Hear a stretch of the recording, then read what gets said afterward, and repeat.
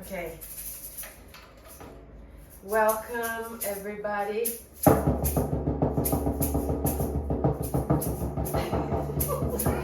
our Homecast, our fourth edition of Homecast. Are you excited? Oh, we have upgraded. Half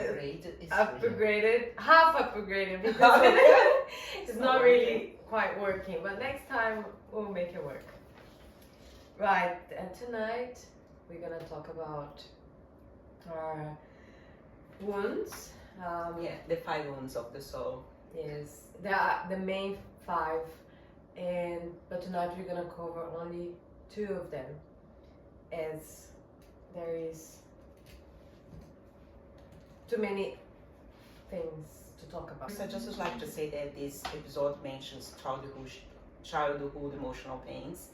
So if at any moment like you do feel triggered, just pause, take a deep breath, reach out for help if you need to, or if it's too triggering, like don't even watch, to be honest. But like the main thing is just to know your limits, and what's too much for you is too much for you. So just do what you can. And we will behave, or we try to behave to keep simple.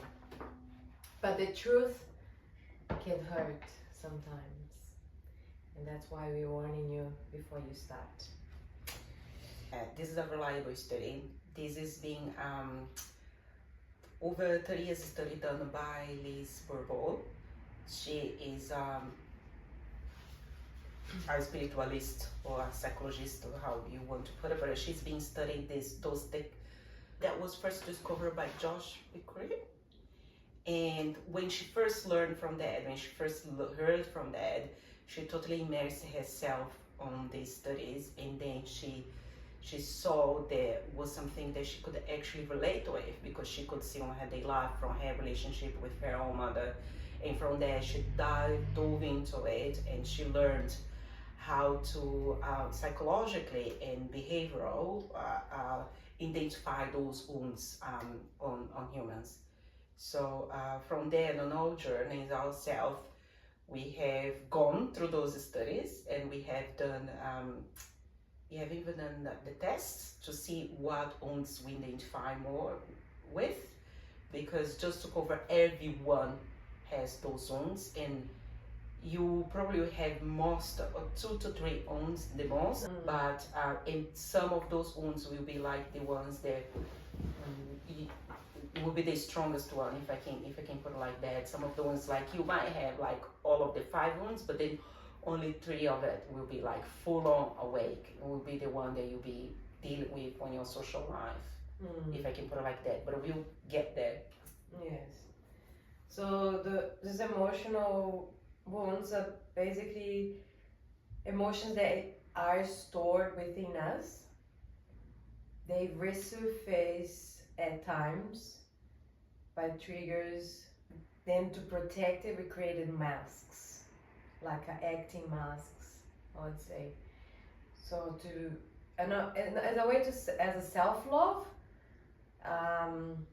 but it's an unconscious way of living, not being really ourselves. It's like a acting kind of behavior. Yeah.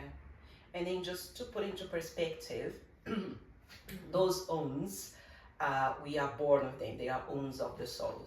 So it's not that something that you acquire along your life. No, you were born with them, and then as you're growing up in your childhood, they start to awaken. Like they awaken, and they can be awakened by your main care behavior, or by your secondary care behavior, or by external people that will have some direct contact with you. So it's not that when you are, example, like when you are 20 years old, that those wounds just like wake into life. No, you were born with those wounds. Those wounds are on your soul, and will awaken as you grow up, as you have a social life. Yeah. And everyone have it. Different degrees, different depth, Yeah. different.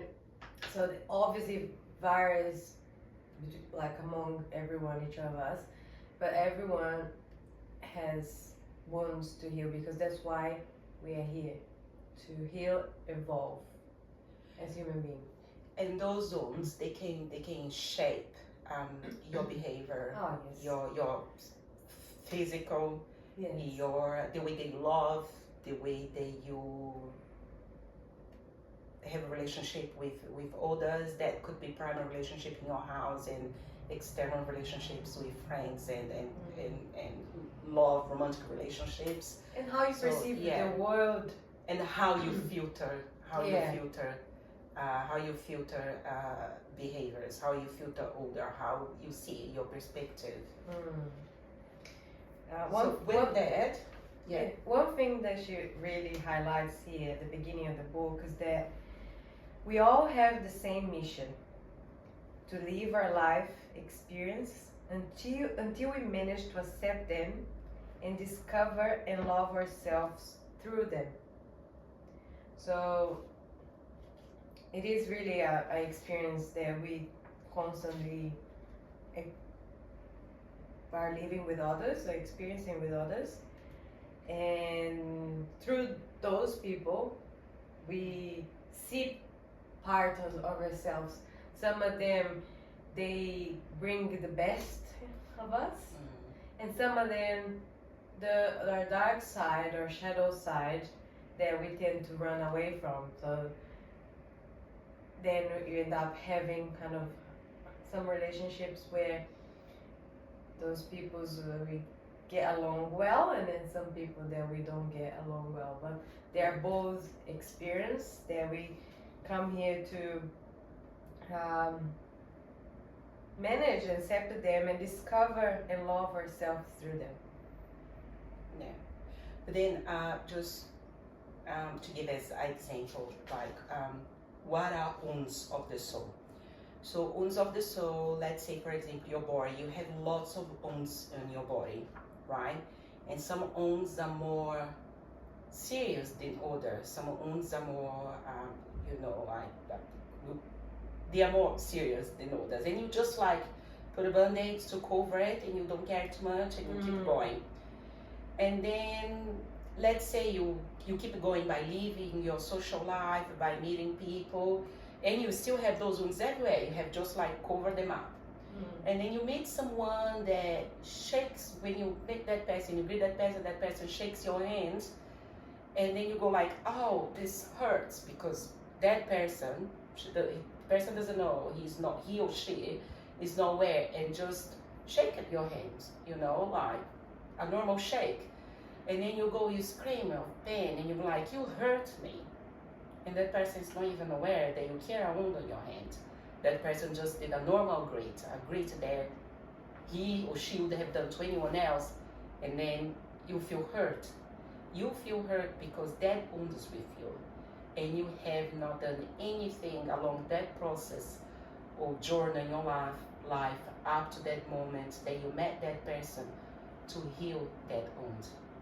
So any interaction that you have with other human being, they will have this similar or different patterns, but will have their own frame to deal with. Any interaction will cause the friction with the wound that you are carrying. And if you are not aware of that, or if you're not like looking after it as you should be, will hurt. Yes, it's like every experience without acceptance accumulates, and then accumulates to a point like if throughout your life, if you don't deal with them, like I think I mentioned in previous homecast, that you can start developing your physical. You can start develop even on your relationship with others. You might end up seeing the world as a horrible place to be, to live.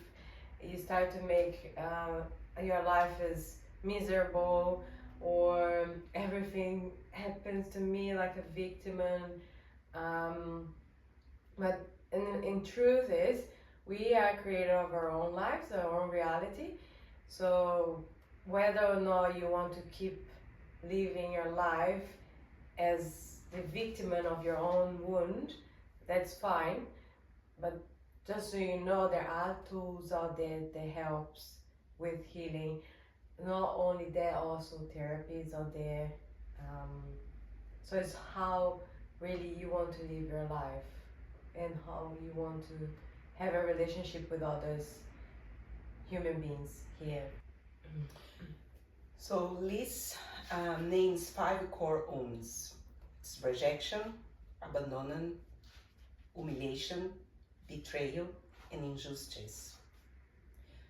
Today, like in this pod, we will focus on the first 2, rejection and abandonment. And we'll discuss, we'll dig into it a little bit to discuss how to begin healing them. First, how we identify them with ourselves, and the interaction, when you carry those wounds, the interaction on social aspect. And then we'll discuss a little bit how to gently heal them and how to move through life with them, basically. Yeah. Because they never go away. No, it's just more you become aware, more you get to know yourself. Again, I think that this might sound quite repetitive to you all, but it's basically this is the recipe. If there is a recipe, this is it. More you work on yourself, more you get to know yourself, more you become comfortable with who you truly are. And there is nothing wrong with that. We say here, we all carry wounds, and there is nothing wrong with that. But then what you learn, the good from that is learning who you are. Helps you to not to be pointing fingers on the other people, and helps you to know when things are coming from the inside, and helps you to learn how to sit with it and learn yourself, love yourself, and accept yourself for who you truly are.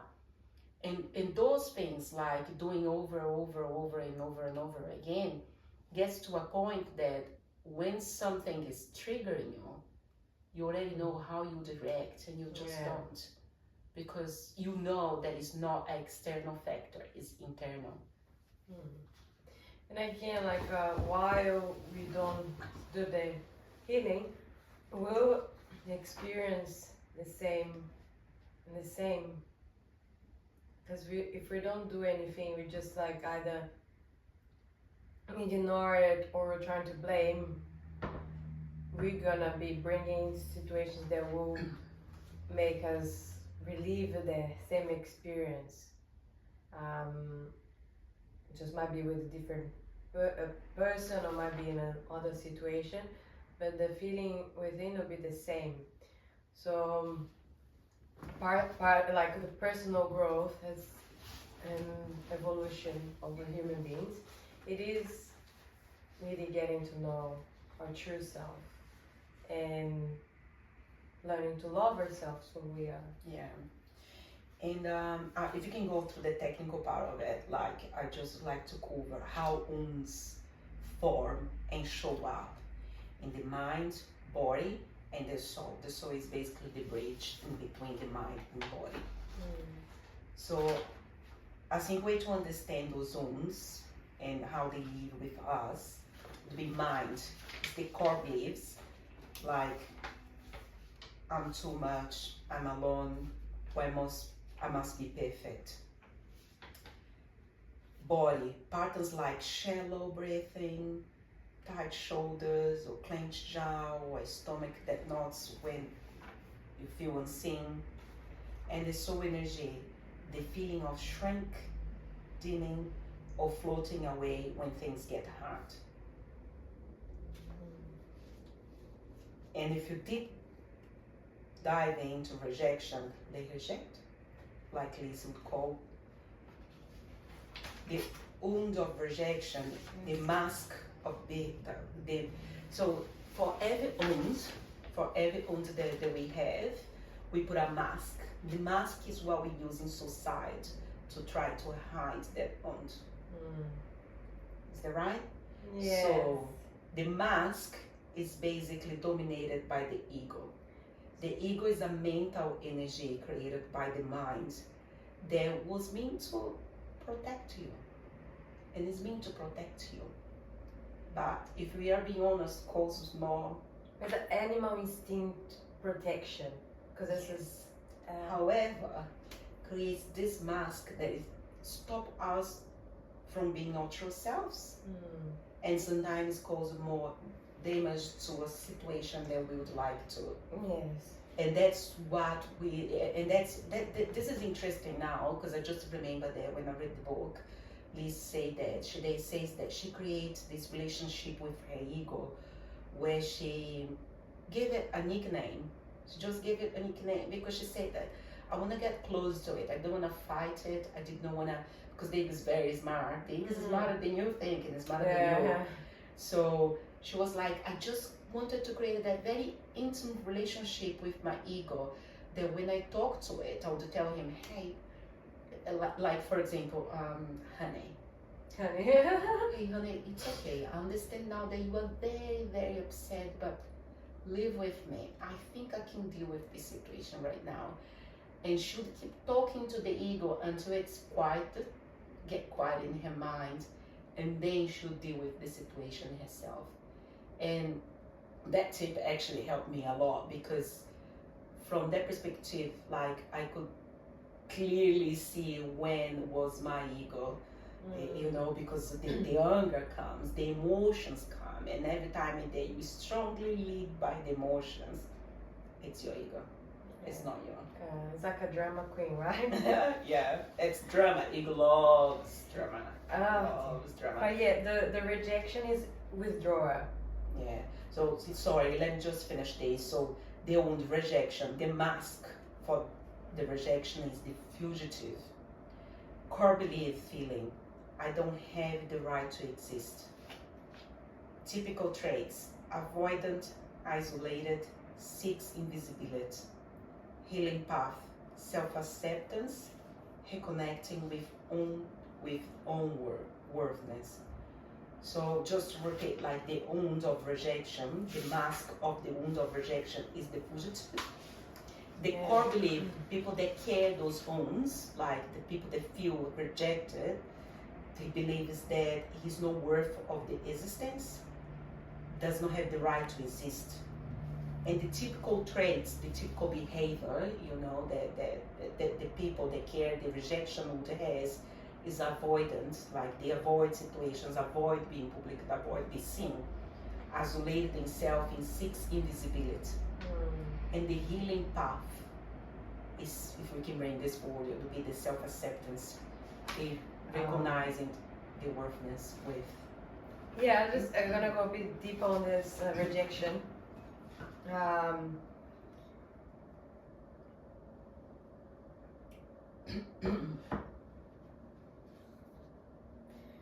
it's because we're gonna talk about rejection and abandon, right? So just to see a bit of difference, the abandon someone is to move away from that person for something or someone else. Where reject someone is to push them away and not wanting them on our side, in our life. And it's not like when we get this wound or as a child, sometimes it's not the parent's intention, but it is like how the child interpreted, and then we can carry that rejection. Because she mentioned here is like often parents have no intention of rejection or rejecting their children, but that doesn't stop the children from feeling rejected anyway. Yeah, because you already carrying that wound with you. Yes. So for example, like she gives an example like with her own mother, like her mother was rejected by her grandmother. So her grandmother did not give the mother the attention that the mother need. And actually really reject her, would tell her that she was not good enough, or similar sentences that I don't want to repeat because it could be a little bit triggering for whoever is watching this. And her mother would like clearly say words that would trigger that rejection wound that her mother was already carrying. So her mother knew no better. That was how her mother was brought up. So when it was the time to raise her, her mother just thought that was the normal way. That happens like to many of us, you know. So she had the same upbringing as her mother had, because that was what was the normal for her mother, was to pass around rejection, because that's what she had. So that was how she was brought up, and that's one of the ones that she identified herself with. So when Anna says like sometimes the parents have no the intention, no, they don't, because they don't know better. They don't know that will cause a rejection on kids, especially like depending on the way that people are brought up, that's what they will pass it on, especially if they are not into psychology or not even psychology necessarily. It doesn't have to be psychology, but it has to be on the ways of how can I improve myself, how can I do better, because not everyone has this open mind, if I can put it like that, to think that can I be better than what I'm being right now? Like, can I do better? Can I improve? Because most people, they think, I'm great, and there is no need to evolve or grow or anything, because everything is perfect. And reality is not really like that. We all are here to evolve and grow, and that's the main core reason of those wounds. We chose those wounds before coming to this life. We chose the wounds that we were not coming to this life with in order to grow, and we choose the parents that we want to have in this lifetime that will help us with those wounds that we need to grow and evolve from. It's like you might depend, like you might watch, you might be like, I don't believe this, and that's okay. You don't have to believe this, but what helps us when we have this belief is the acceptance of our parents, and the important I feel like the importance to accept them is really very beautiful in a relationship, because then you recognize the part of you are them. So, and then knowing that you actually chose your parents to come here, then you'll be like, yes, so I've chose for a reason. And that reason you would know, or trying to know yourself. A little bit more on the rejection is that they believe they're hopeless, worthless. So the word hopeless is often present in their vocabulary, because again, it's the emotion coming out, and it's the interpretation, right, when we talk.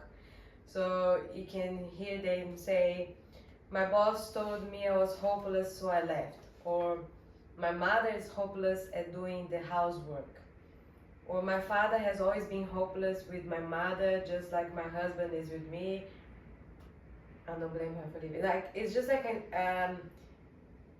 like we interpreted that pain, like blaming someone for that pain. Yeah, and those two pains, they are, I don't know if I would say the most serious one, but I think they would be the most hurtful ones, because rejection and abandonment, which we'll cover soon next, but rejection and abandonment, they are the ones that you most blame yourself for. You don't blame others.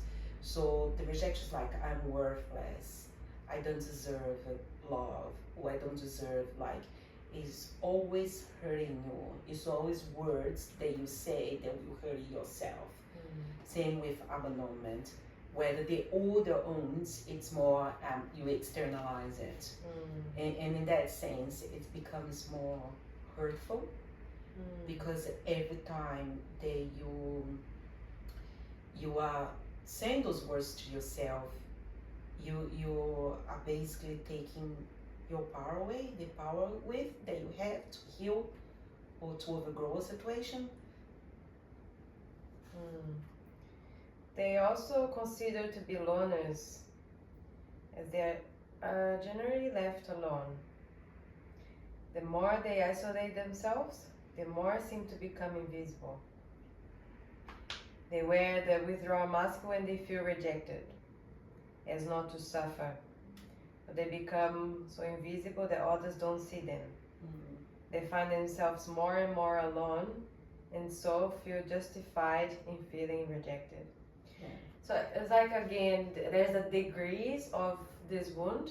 It might be they are at certain extreme that, and there are some, they are kind of very on the surface. I could give an example because I have a rejection wound. It could be that I would avoid going to meetings because I would not want to have the feeling of I have to speak, and I might feel that I say something and then people reject me for saying something wrong. So I used to avoid a lot of going to companies meeting or even speak up or giving my opinions to not feel rejected by other people. So it could be that there are in a deeper level where we isolate ourselves from the world, but there's also things that bring up on the situations. It's how you cope, right? It's how who cares whoever cares or had the wound of rejection, that's how they cope. So the fugitive mask, like how they cope is by disappearing, by avoiding attention, withdrawing themselves from closeness, shrinking the needs. So if you always ask, they need nothing, it's all perfect, even though they do. And if they ever, like, they feel invisible or like they think that they are too much trouble. So no, don't worry about me too much trouble, like, just don't worry about it. It's the cope mechanism with life circumstances, life situation. So let's say on a perfect world, someone that's healed, let's say, obviously we all here to heal, so it's a life ongoing process. But let's say in a perfect world, if a person healed would be open to every situation, every opportunity, every person in their life, without any judgment, without any saying what is right or wrong, what's good and bad. It's completely acceptance of what is. So that will kind of give, I guess, to help you give an indicative of how your relationship is with everyone, even your friends, your family, your bosses, your colleagues, everything. So in a sense, you should be able to be yourself, complete yourself with any person you meet. If it's whether your boss, your person that you meet for the first time, or if it is your friends, your family, you should be yourself completely in all these circumstances, situations, or people that you meet. But if you notice, like, because we learn all these things about the hierarchy, or trying to separate or segregate people as good and bad, or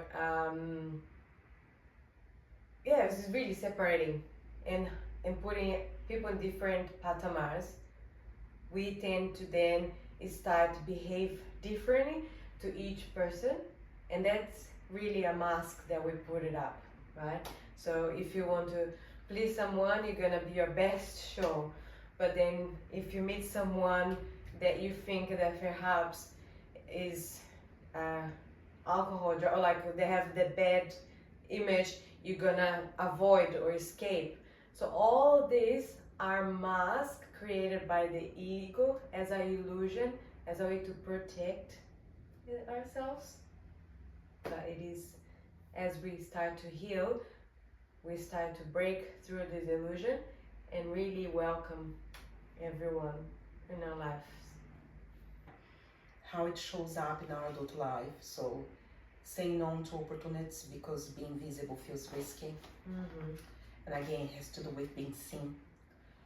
Ghosting relationships to avoid the pain of possible rejection.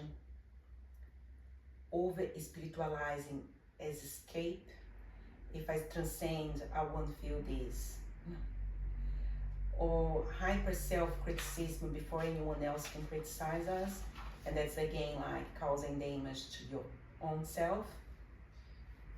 So it is quite like, it is one of the most painful wounds, I would say. Also, this wound shows on the body, like all of the wounds, like by the physical appearance of the individual, you can see which wound that person carries according to the physical characteristic. And the rejection, the body is narrow, delicate, frail looking, sometimes very thin, then shoulders curve forward as if to hide the chest. The gaze often avoids direct contact, drifting down or away. The voice may be soft, hesitating, the movements quick, light, as if ready to run, because they want to avoid that contact, because being safe feels not safe. But the one thing that she mentioned, which is I found it quite interesting, is that nowadays, because of surgery, plastic surgery, and all the bodybuilding, really people end up starting to hide their wounds. So she mentioned one part here, there's like, when you're trying to hide your body, you're actually trying to hide your wounds. So it was very interesting, because I was like, you can try putting all this superficial mask to, I guess, but we'll show in different ways. Like she says that, like, there is there's this interview that she was that the person told her, like the interviewer told her, I carry the wound of the abandonment, and she was like, no, you don't. You think you do, but you don't. I can tell you now the wound that you carry because of his physical. And he was like, oh, can I guess? And she's like, yeah. And then he was surprised. He was like, but I thought that I care of the abandonment. And she's like, yes, you do, but it's not the strongest wound that you carry. And you work so hard on hide that you work on your physics. So he was like raped, but because his main, and he thought that his wound was abandonment, and wasn't, because he worked so hard on his physical that changed it, but he was covering with another wound that was more dominant. And that happens. She was like, unless someone is talking to you, we look into your eyes, but then we are not like eyes reader, like mind readers, you can't read minds, so you can't really read eyes unless you really like in daily contact with that person and investigating to that person to be able to pull the layers and see that it's hiding something. But it's an interesting one, because it's true, you can do that today, like people are running to plastic surgeries and to modify themselves physically, like to try to hide. However, living with that person, having like a close relationship will tell us. The ego is very easy to manipulate, hypnotize people. So one of the other reasons I do healing, because we can be easily trapped on the emotional cycle with someone, right? And can sometimes be a difficult experience. So if you can put it like that. I think I was going to share with you guys 2 little exercises on how to reel these wounds, but I think Anna has an exercise to share with you all at the end of this video. But if I can give like just a little tip towards healing this wound, would be self-love and self-acceptance. because at the moment that you learn to accept that, yes, I have this wound, what can I do with it? Then things starts to transform. And I say that someone that has this wound, like, interesting fact. I think the first time that I did this test was 2 years ago. I think it was 2 years ago when I first did this, the 5 wounds test. And rejection, man, was Your the highest. highest one. Was the highest one. Oh, actually, was rejection and abandonment. They were like equally there. And the things like the stories that you tell yourself, Oh my right? God. Like, so I always grow up telling myself those telenovelas, those soap operas, you know. And when you start to study, again, like self, you know, when you start to study, like to self-empowerment, self-discovery, it's a very powerful thing, because you start to see that the story that you are telling yourself are not really real. I tell you what, you know. Not really No, real. no, I because I do have I mentioned I have a rejection, and I remember telling talking to my ex once, and then I remember that this is who I am. I don't want, because like they were my managers are always trying to push me to like be better, go to meetings and stuff, and I used to like, why are they keeping pushing me? Like I don't want, this is who I am, I don't need to change. And then the reality is that you're afraid. You're afraid. Yeah, it is a fear of being exposed. It's a fear of being hurt. And I found that a lot of this could be like even like I'm gonna say silly thing on Instagram, because this really helped me. Like Instagram, I've been using as a tool for self-development, because I used to have this whole thing about cameras, and I used to have always why is these people using Instagram, like, you know, like kind of judging in a way. So then I started to dive into that, and I realized that really all this judgment, all this like, how can I say it, like trying to put aside, not face it, it was really coming from the fear of facing my own wounds. And always is. Yeah. Always is. This is a mirror situation, and it says that in the book. This is one of the techniques that I love, and I do it on the work that we do it. I do a lot of this mirroring work, because if one thing is true, is the world, the external, the world outside of you is mirroring the world that is inside of you. To me, that's like Bible. Like it's fact. Exactly. If I'm If to tell a story in my head, if someone is screaming at you, is a response to eternal energy that you are sending out on that moment. So it's a mirroring situation here, But I just want to go back to what I was saying, like that I did this test like 2 years ago, and today, because I was preparing for this podcast, and I was like, just came to me, do the test again. And I did it. And the girl is real. Love it. Oh my God. Maybe I should try my one. Honestly. And the thing is, like, you do have to be honest, right? You have to be honest, because it's like, what are you gonna lie? What are you gonna lie to yourself? Lie to yourself. You can't lie to yourself. No. So when you answering the questions, like, and the things like, it's you, the computer in the system that will calculate it, you know. So you don't need to lie. And then I was like, I was quite honest. And the thing was like, I could see that some of the questions, like, man, like a while back I would answer yes to this. A while back that would be my truth, but it's no longer my truth. And then the eternal, and that's the ego, you know, it's like, but was your truth, but it's no longer my truth. And it was like, no, wait, I have to feel in my body. And then it's like, no, it's no longer my truth. And just let it go. And the results, I was like impressed. I was like, I actually have grown.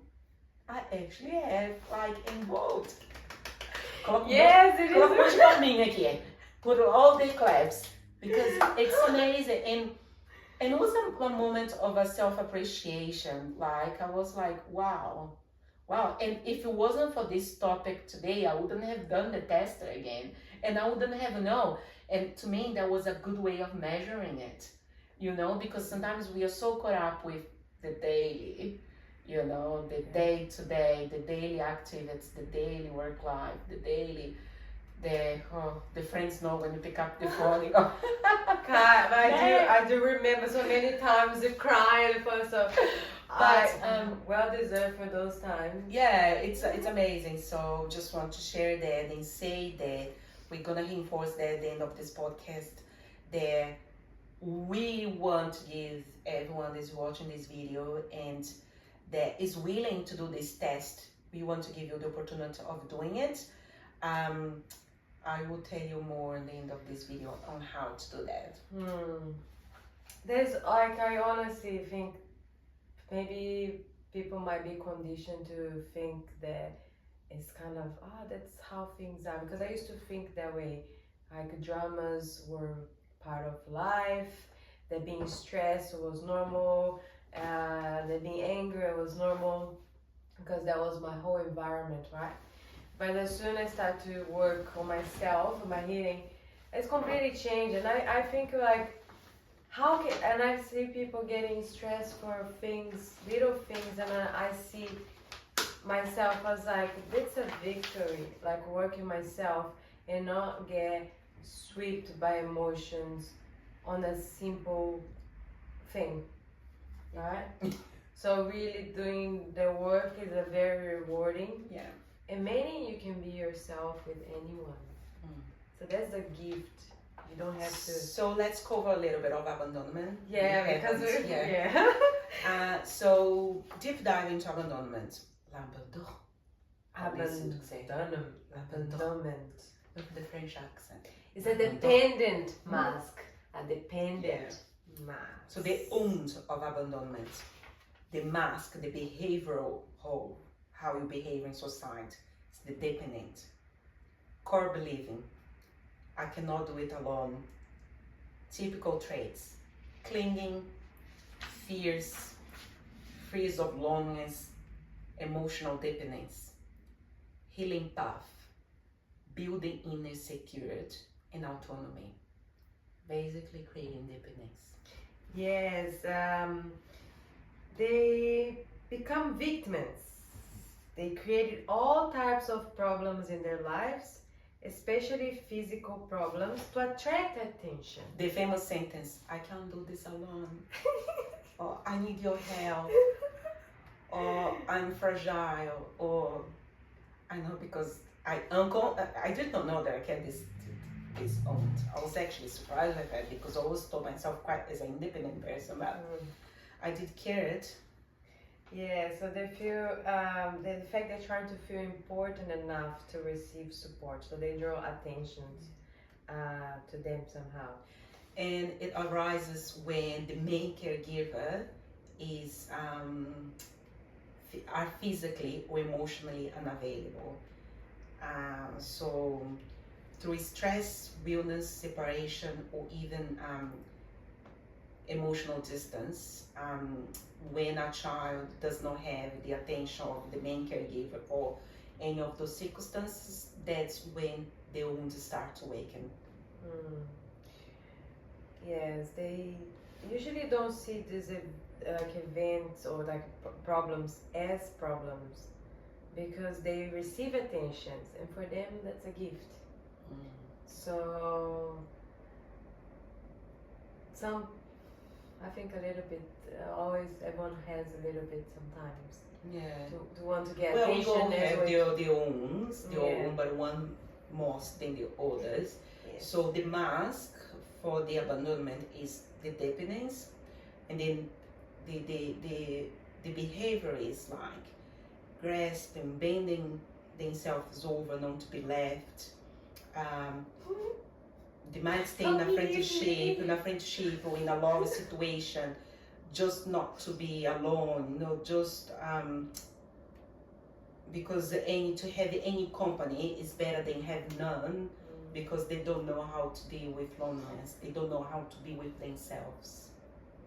I joke around a little bit because it is a drama, but it is also painful. So there is like a... It is a drama, but you don't know there is a drama. Like today, this moment that we are in our life, we use the word drama because we know that that's the word used in some scenarios for this circumstance of how we call, how we say the ego likes drama, and then the ego look for drama, and those circumstances what we call in drama, but we know that is so painful that that's your truth at that moment.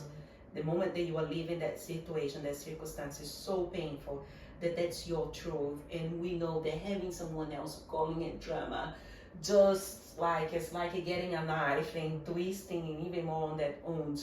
So don't think that when we say drama is because we are giving the less importance on it, because it is not.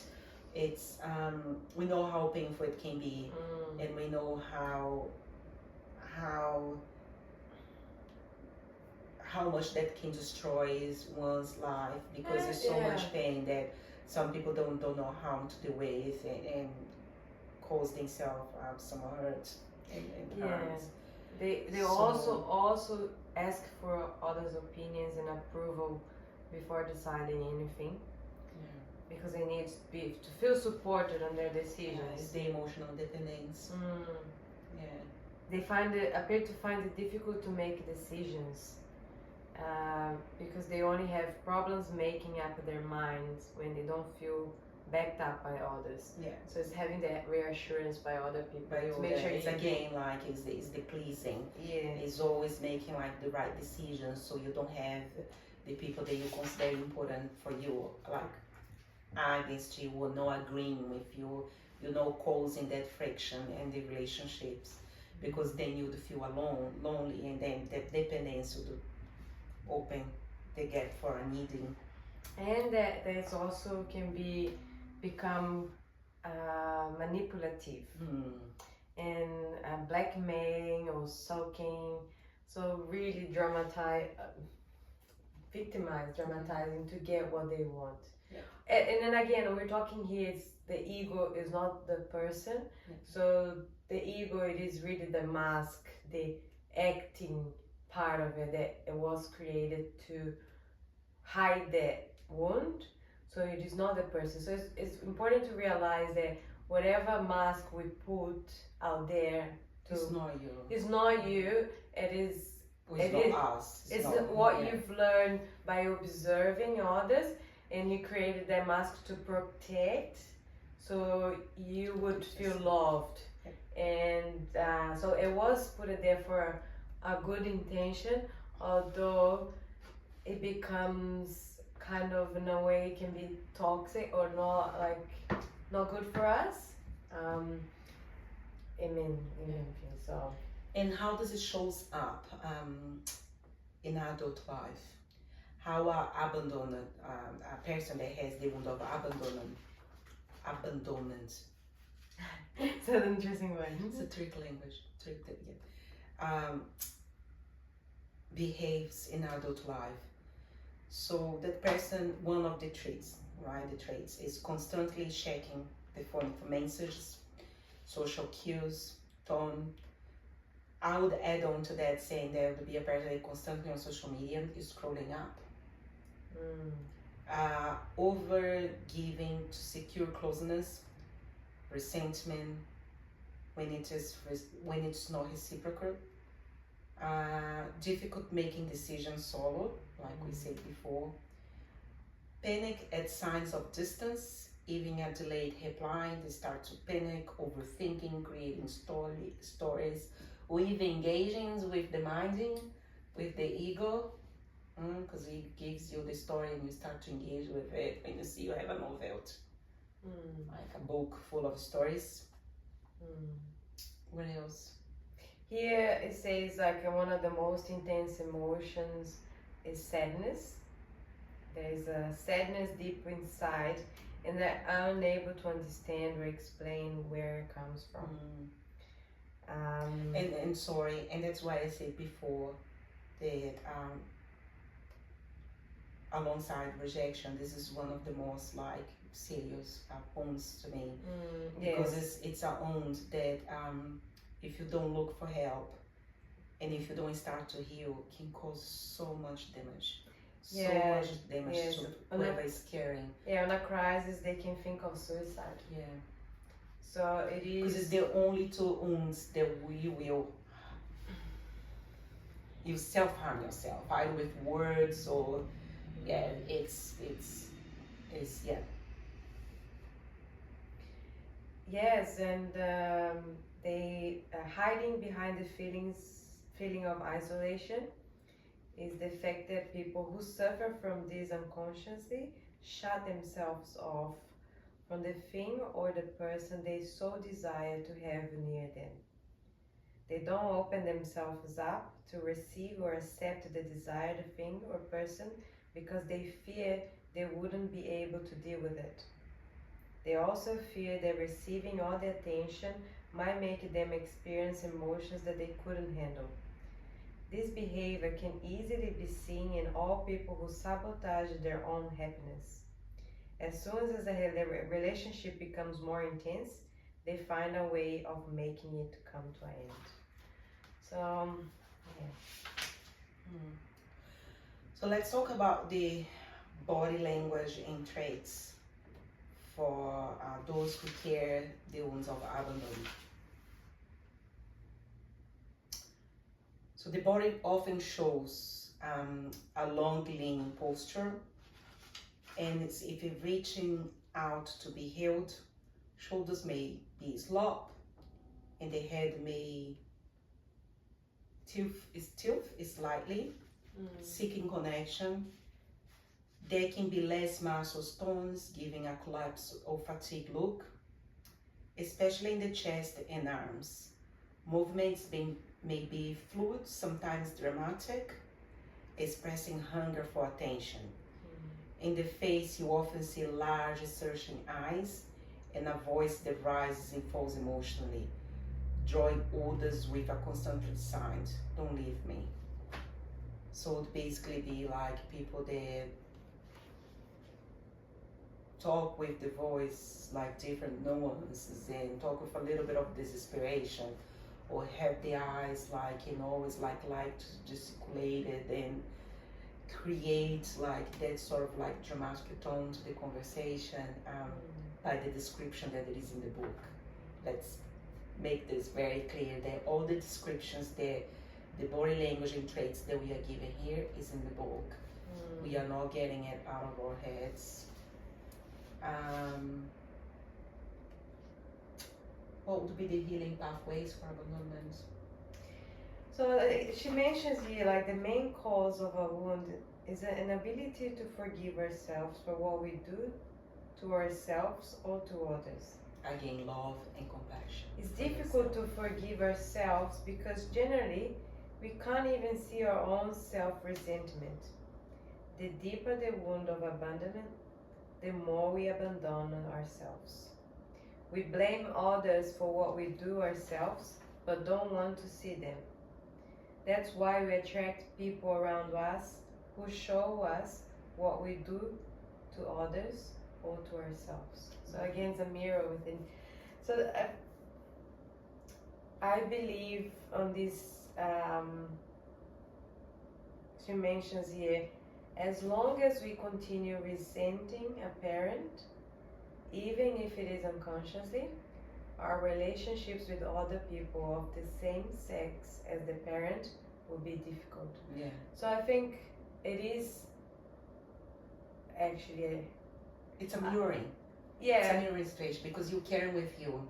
So she said that they should attend people, they should receive people in her consultory that would be like, but I don't want to be like my mother because my mother does this and that.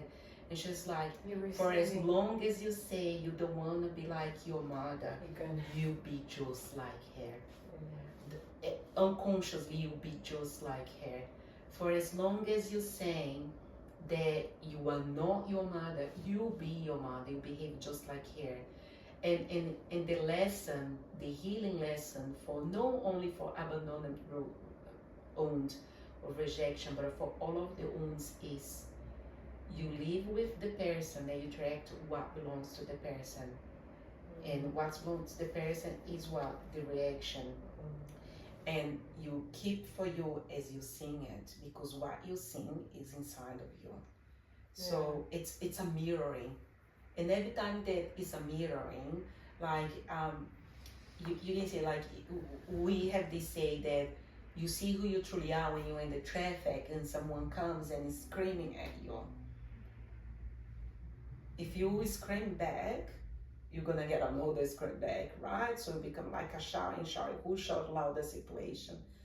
But if you just look and send the love and compassion, your energy sent out to that person will break whatever that person was thinking of doing next, because there's a love and compassion. And the same goes back to the situation before, when she says, like, more you try not to be like your mother, more you'll be.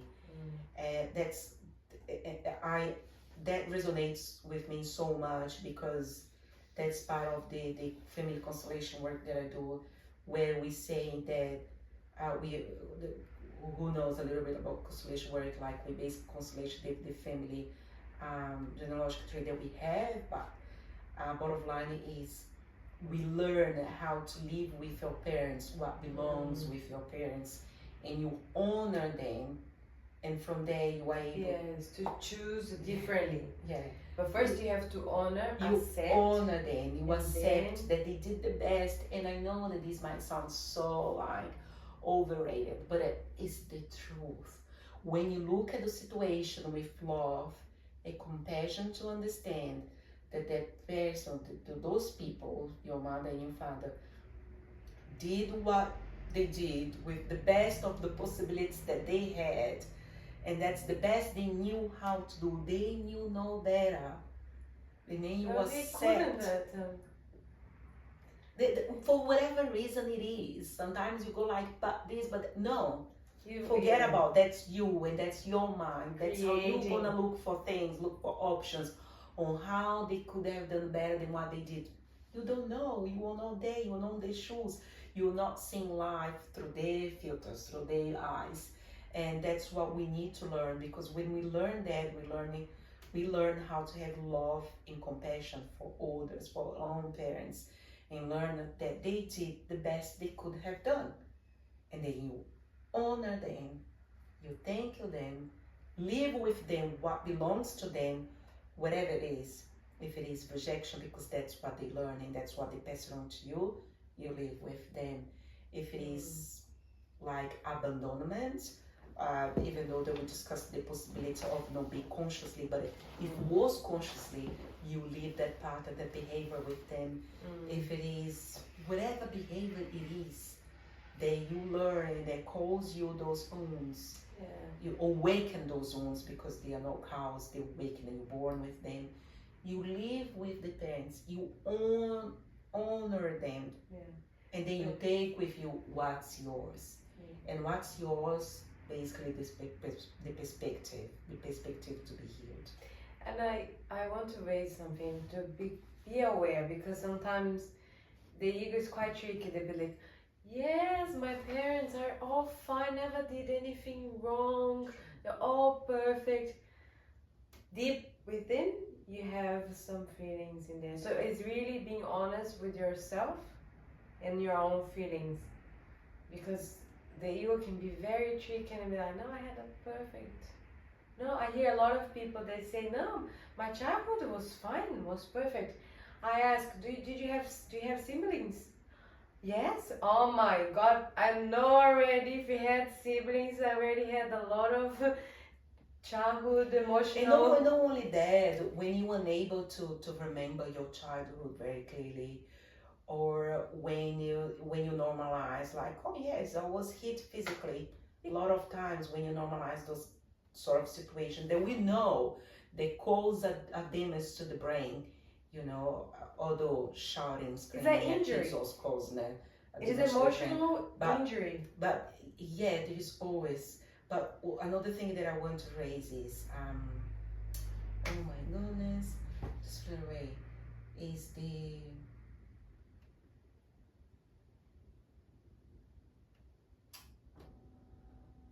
Each wound, when activated, has its respective inner behavior and attitude. The thinking, feeling, speaking, and acting that are linked to each wound, therefore show a reaction to what's happening in life. People who are reacting through their masks are not centered in their hearts and can't be happy. That's why it's so useful to be aware of those times when when you are being yourselves and those times when you are reacting. Through this awareness, you become master of your life rather than letting yourself be controlled by your fears and your ego. So it's really aware. So I say that because mention this because before I start doing my healing work, I always thought that was normal. A lot of things, the reactive way of like behaving certain way in front of my boss because he's my boss, or have that differentiation relationship with people. I thought that was normal. I don't know that person. I don't need to be myself because I don't know that person. But when it comes to start to do healing, you realize, man, it's actually freedom to be yourself all the time without having to feel the fear of from the ego, having to wear a mask from the ego. So yeah, I think it's a beautiful work that I continue to do for myself. Yeah.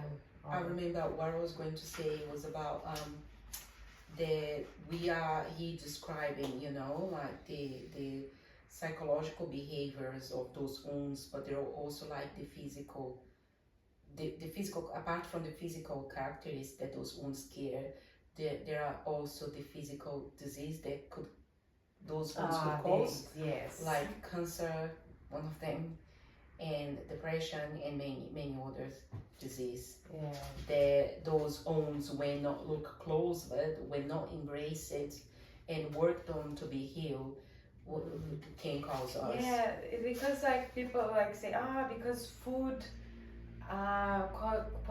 cause people sickness, but the reality is we eat our food according to our emotions.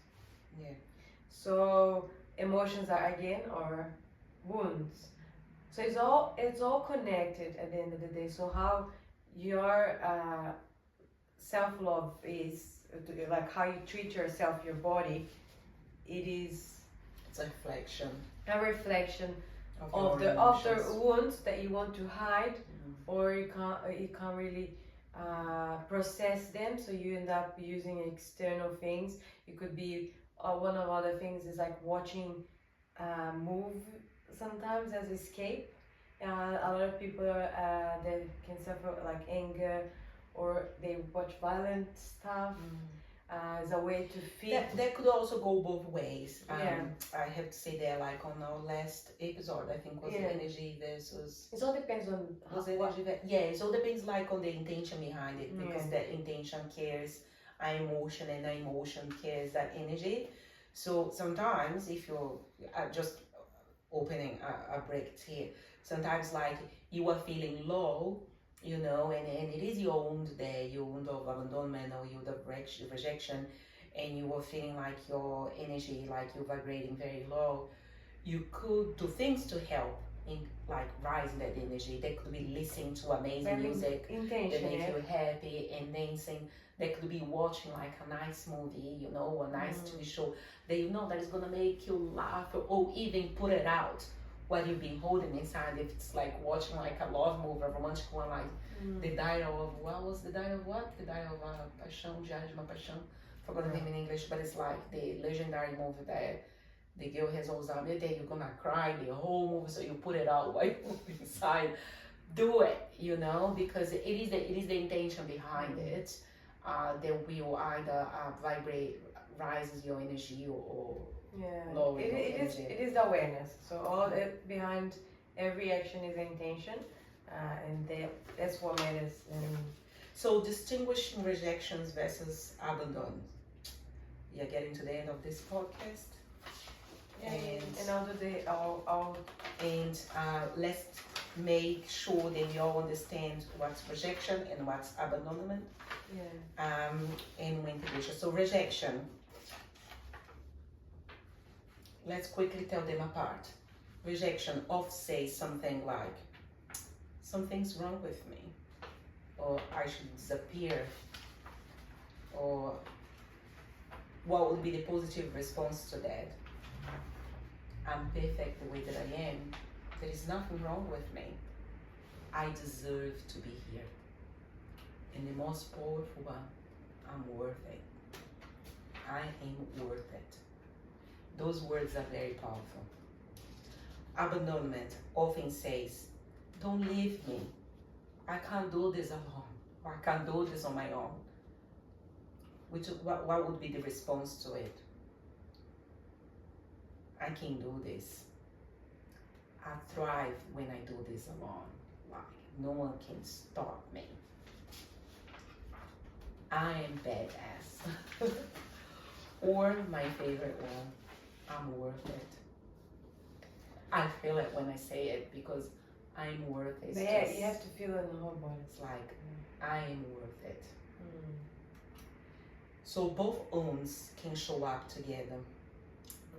That's one of the things of the wound. So usually like rejection and abandon goes together. And that's why when I did my test 2 years ago, those two was the highest one, like highest in the score. And they are along, like they go alongside. How do you notice it? Like you start with the body cue, you notice most, like collapse or clinging, and choose the matching practice. Progress is measured in millimeters. So a softer shoulder, or a clear ask, or a kind of inner voice. To measure those progress, like I said, talking from my own experience, I would say it's small things, you know, like when you are in a circumstance that your normal reaction would be hurting yourself, but hurting yourself with words, and you are in that situation, and that hurtful word would come up, but for a millesime of seconds you stop and like, no, but hold on, I don't want to tell myself that. That's a progress. Like when you hesitate and hurting yourself with words, that's a progress towards healing. So we'll now pass on to Anna. We'll close with an exercise.